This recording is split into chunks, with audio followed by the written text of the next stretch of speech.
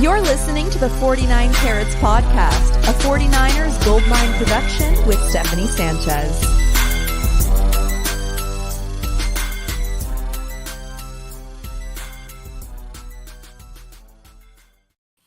What's going on, everyone, and welcome to another edition of the 49 Carats Podcast. I am your host, Steph, and today this podcast brings me no joy because we're talking about Jason Verrett and the recent news that we heard today that he has torn his Achilles and is out for the rest of the season. And I am going to talk about, what the 49ers could do to prepare for that absence and what they'll do going forward. But, before I do have to talk about like the human element of all this. I mean, of course, I think you guys share the same sadness that I do. And from a human being to another human being, like, I just feel terrible for Verrett and all he's gone through in his career. Like, never mind everything else for a moment. Like, it's just terrible, terrible.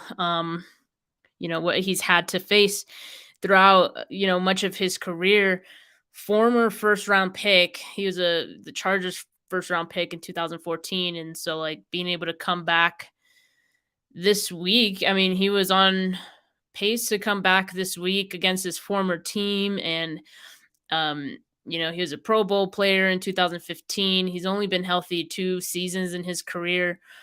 2015 and the 2020 season. That 2020 season, he was with the 49ers. He missed 2018 due to a torn Achilles. So he's had it all before. I mean, he's torn his ACL twice. And he's just dealt with a lot of different issues throughout the years. And so just given that, like, I just have to say, I would not wish that on anyone. And so I feel absolutely terrible and gutted for Jason Verrett that, like, on the cusp of returning from a very long journey, it like you don't even get to return to the field, to prove yourself one last time. And I have to think that this was his last opportunity really to kind of return to football and play the game that he loves again. And now that he has another long journey of recovery ahead of him, I can't imagine that, he can come back from that once again. Sad to say, but the 49ers have been the only team that have kind of supported him and stuck by him through these last couple of years. I mean, they signed him to a 1-year deal back in May of this year, a deal that was a little over $1 million. And so for the 49ers, it was a very low risk move on their part, who, they had Emmanuel Mosley and they had just signed Charvarius Ward in the offseason. And so I don't think the 49ers imagined that they would really need Jason Verrett this season, right? I think they always saw the signing of him to be more of a bonus. Like, and if he were to be healthy, obviously we know that he could be a really good player when he's healthy.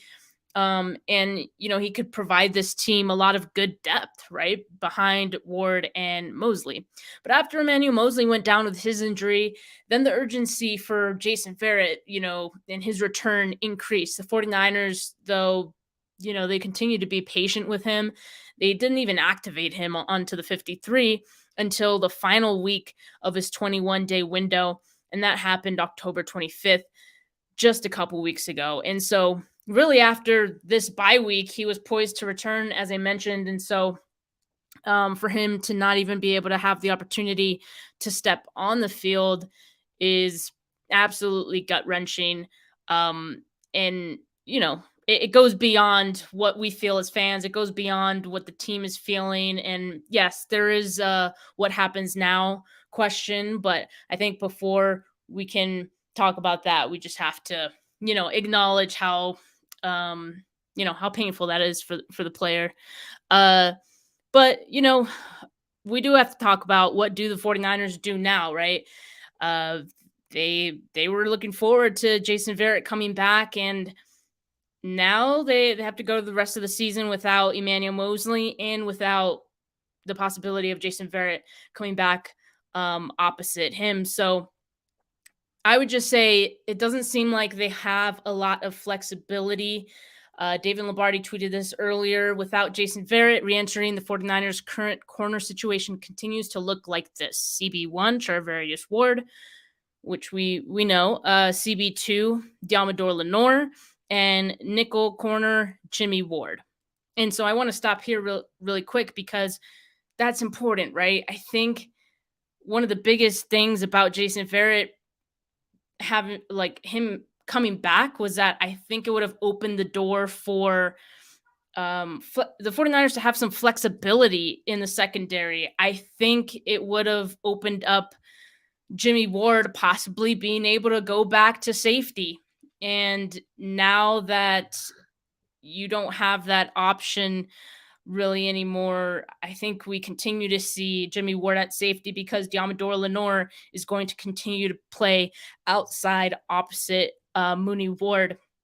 And of course, they do have some depth, but their depth is you don't want to go to their depth. If any of these three guys, Ward, Lenore, or Jimmy Ward, go down, it could get ugly really fast. They have Ambry Thomas, they have Samuel Womack, the rookie, they have Dante Johnson, and they have Kadar Holman. And Mosley and Verrett will both be on IR. So as far as the depth goes, there's not a lot there. And for whatever reason, the 49ers, it kind of seems like they at some point lost trust in Womack. At least that's what it seems like. I mean, from the outside looking in, because I know we're all kind of wondering, well, what happened to Womack? From our perspective, he was playing pretty well. I mean, for a rookie. But my sense is that they don't have as much trust in him to continue playing there. Maybe they just didn't like the fact that, opposing quarterbacks were targeting him, given the fact that he was a rookie, makes him an easy target, and maybe he wasn't responding well to that. I don't know. But for the foreseeable future, I don't imagine Samuel Womack is going to get some time at nickel. I think they continue to roll Jimmy Ward there. Clearly, they feel Jimmy Ward is a better nickel option over Womack and even Dante Johnson, who Dante Johnson has played nickel in the past for this team. You recall in the playoffs last season as well. So, but the point is, this is who they have, and this is who they're going to have for the rest of the season, bearing any additional injuries to the group. God forbid. But, the trade deadline has passed. The ship has kind of sailed to, be able to improve this position. So, again, kind of just have to work with what you have. I will say that I was encouraged with the second half performance of the defense as a whole last week, and especially, on the back end, the secondary, I thought played a much better game in the second half last week. Not last week, but the previous week 8 against the Rams. And so I was encouraged by that, and especially being able to limit Cooper Kupp. Like, that's never an easy thing to do. So it was an encouraging performance, but is that a big enough sample size to say that I'm comfortable with this group going forward? I mean, for me personally, I don't know if I feel really too great about this group. Assuming that this team makes it to the playoffs, there's a lot of firepower on, offenses all over the playoffs. You think about the Eagles, you think about the Cowboys, a lot of good receivers on those teams. And so you really need to be able to have two really good corners. No knock on Diamador Lenore at all. I think he's improving. But, as he improves, you're also going to get some growing pains, right? And so he's definitely not at the level that Emmanuel Mosley was at. He's definitely not at the level that I would imagine Jason Verrett would have been at coming in to this season. So definitely like a downgrade, but again, you kind of just have to deal with it. And, it is what it is. D'Amico Ryan's going to have to make some adjustments, and just next man up as always. And the adjustments never stop coming for this team and for D'Amico Ryans. Ronnie Montoya here asks, should the squad call up Richard Sherman, or what about AJ Bowie?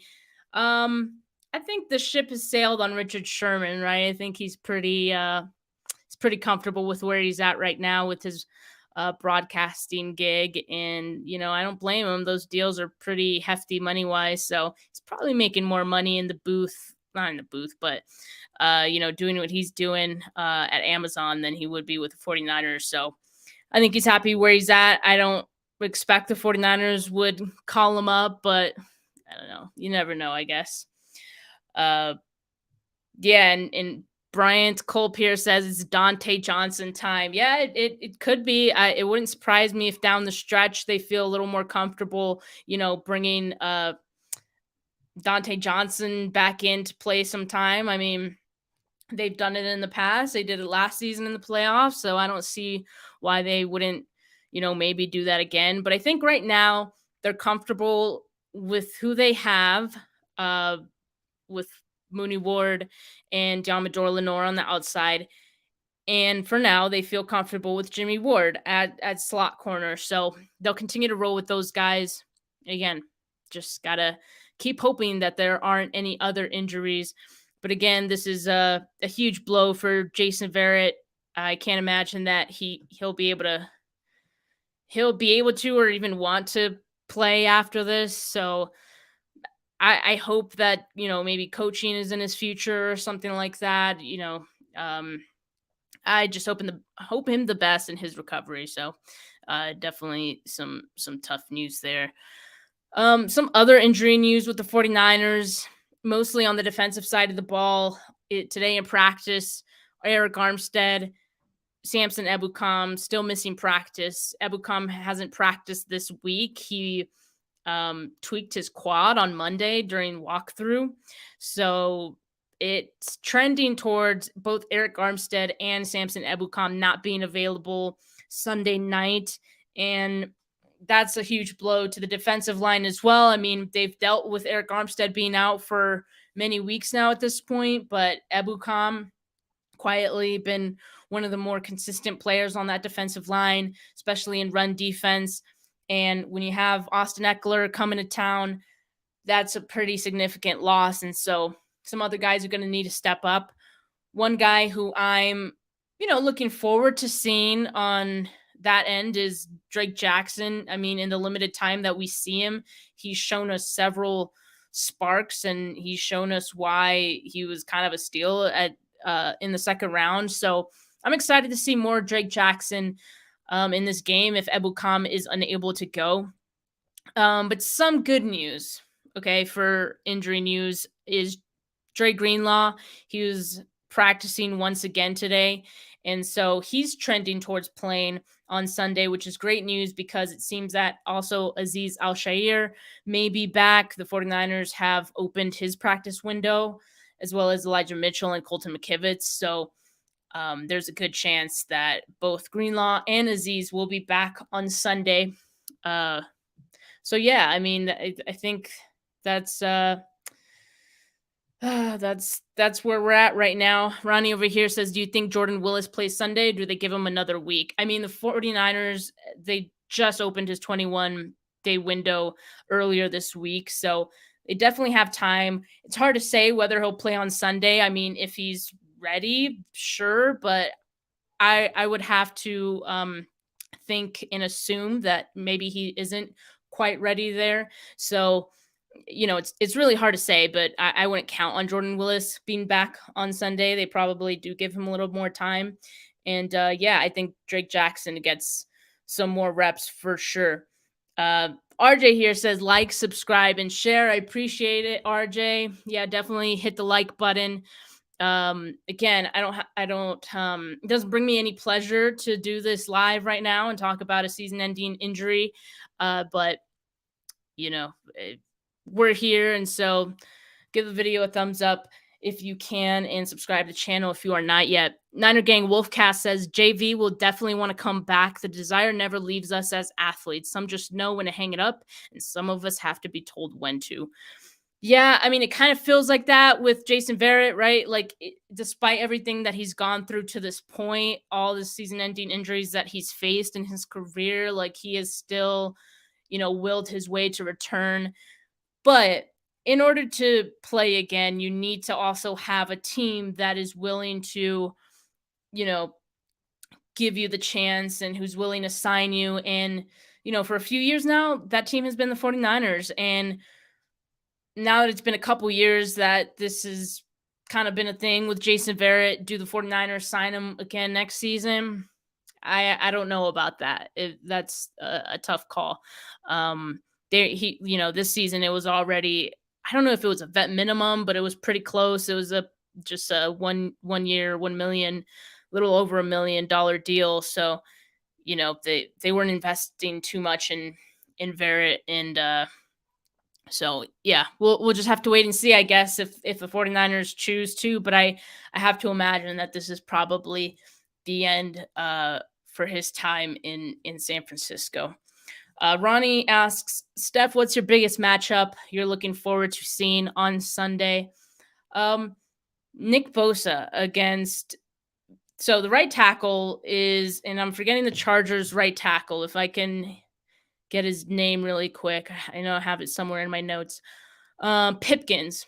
Pipkins may be hurt. I need to look at the injury report, the Chargers injury report for today, but Trey Pipkins, their right tackle, has been dealing with, he like re-aggravated one of his injuries that he had. So there's a good chance that he doesn't play, which means that we'll be seeing potentially Chargers right tackle backup, who Pipkins, by the way, is not like a world beater. He's not, he's probably average at best. So you got to imagine the backup is worse than that. So Nick Bosa going up against that, it feels unfair. But I'm looking forward to that matchup as a 49er fan, right? So I'm looking forward to that one. I think Nick Bosa should have a big day, as well as Drake Jackson, as well as Charles Omenihu, I think, could have a good day as well. All those guys who are going to line up in the edge and, in the interior even as well, because they do like to run some stunts. So, yeah, Brian says, I think Jason's career is over, but he says, I hope not. Yeah, I mean, I don't know. Obviously, I hope his career isn't over, but I just have to imagine. I mean, he's already gone through a lot. How many more times can he continue to will himself back, right? But again, like, if coaching is something that he's potentially passionate about, and hopefully he can find a way to make coaching happen in his future. Who knows? But again, wishing the best for Jason Verrett. Obviously a huge blow, to the person more so than to the 49ers, right? I mean, obviously the 49ers are impacted by this, but we have to remember there is a human, who has dealt with all of these injuries and, dealing with another one. Just very unfortunate. So hoping the best for him. And, Niner Gang here says, yeah, I tapped into a Charger stream. They were scared of that matchup. They're already hearing Bosa's footsteps. Yeah, I think that's going to be a huge matchup. And obviously on not so much a one-on-one matchup that I'm keeping an eye on, but obviously the Chargers defense against the 49ers offense and their run game seems to be a mismatch. The Chargers run defense is one of the worst in the league. And that sounds like the kind of matchup that the 49ers offense should like, especially with Christian McCaffrey, especially with Deebo Samuel coming back. I mean, I wouldn't be surprised to see both of those guys line up in the backfield. I don't know how many carries they would give Deebo at this point. They don't really need him to run the football all that much, but I think they're going to try to do some crazy creative stuff with both of them on the field. And who knows, maybe Elijah Mitchell is activated before Sunday. They have some time to do that. I believe Saturday is when we would know if Elijah Mitchell and Colton McKivitz and Azeez Al-Shaair will be activated. But yeah, I'm definitely curious to see how Elijah Mitchell mixes in with, Christian McCaffrey, and how Kyle Shanahan plans to split their run time and their snaps. So that'll be interesting. But yeah, I mean, we'll have an episode tomorrow to kind of preview the game and also talk about, some of the uh, players who we expect to have a big role in the second half of the season, and so that will be up tomorrow. But yeah, we'll talk about that then. But guys, I appreciate it so much. Appreciate you guys coming on. And yeah, I mean that's kind of all I had to say. I think we'll continue to see the same guys, the uh, Dalmador Lenore, Mooney Ward, and Jimmy Ward continue to get more minutes, and yeah, that's what we'll see. So unfortunate, but the 49ers have to keep rolling, especially if they want to make a second half run. The good thing is they'll be able to build some confidence in the second half of the season. Their schedule is one of the easiest going forward in the second half of the season. So that could potentially be a confidence builder for a younger player like Diamador Lenore. And when cornerbacks play with confidence, it does wonders. So hopefully we continue to see more improvement out of Diamador Lenore as the season progresses. And who knows, maybe this will be a good thing at the end of it. So we'll just have to wait and see. But thanks, guys, for tuning in. Make sure you like this video. Make sure you subscribe and tune in for tomorrow's episode as well. Have a good rest of your evening. Peace.